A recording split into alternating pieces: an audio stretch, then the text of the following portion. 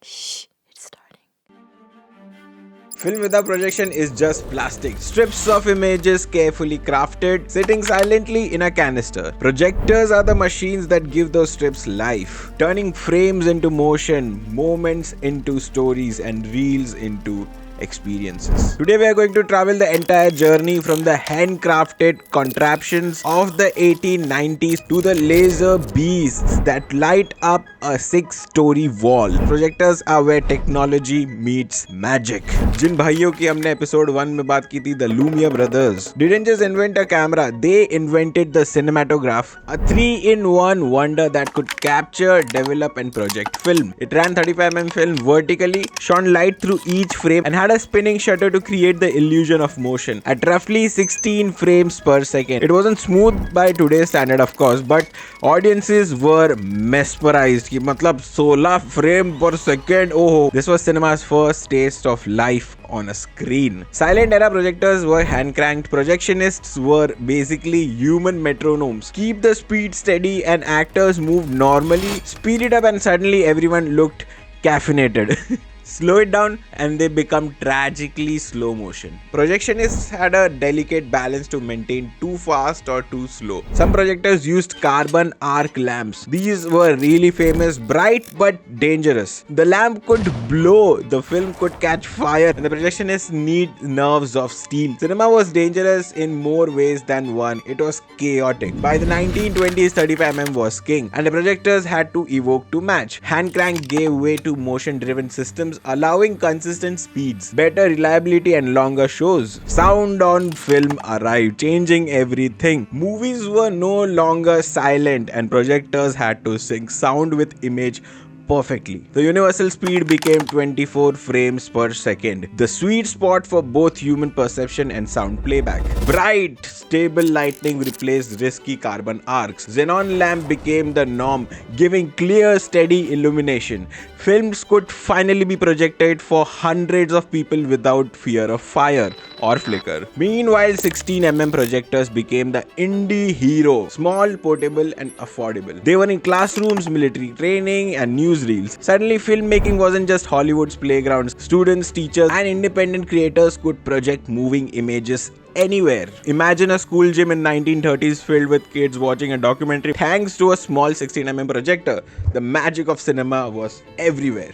The 1950s were the age of spectacle. Hollywood had a problem. Television was stealing audiences. People stayed home and watched moving pictures in their living rooms. Studios needed to lure them back into theaters, and projectors were the part of the solution. Cinerama wasn't just widescreen, it was triple screen widescreen. 3 synchronized projectors were needed to fill a massive curved screen, and the projectionists became ingenious. One mistake and the image could split, jump or overlap. Films like This is Cinerama gave audiences a sense of immersion they had never seen. Peripheral vision disappeared. CinemaScope used anamorphic lenses to squeeze wide images onto 35mm film. On projection, the lens unsqueezed the image to its intended super wide 2.35:1 ratio. It was elegant, efficient and cinematic. Theaters didn't need 3 projectors. One was enough. Movies like Ben-Hur and the 10 Commandments became epic spectacles thanks to this system. VistaVision was a twist, literally. Instead of vertical projection, the 35mm negative ran horizontally, increasing negative size and image clarity. Projectionists had to rotate the reels and adjust the lens accordingly. VistaVision later became standard for visual effects plates, used in Star Wars and countless other blockbusters.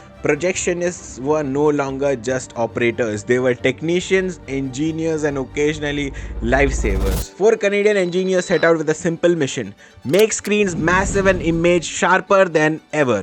They created the IMAX system, which combined huge frames, advanced optics and specialized projectors. IMAX premiered Expo 70 in Osaka, Japan, and by 1971 the first permanent IMAX theater opened in Toronto. The monster of the time was the IMAX GT 70mm projector. It used a horizontal film path, meaning each frame was almost the size of a postcard. Every second is equal to 1.5 feet of film rushed through the machine. The result? Overwhelming clarity. Audiences didn't just watch images, they felt them. In 1974, the true giant IMAX screen appeared at Expo 74 in Spokane, measuring 89 by 66 feet.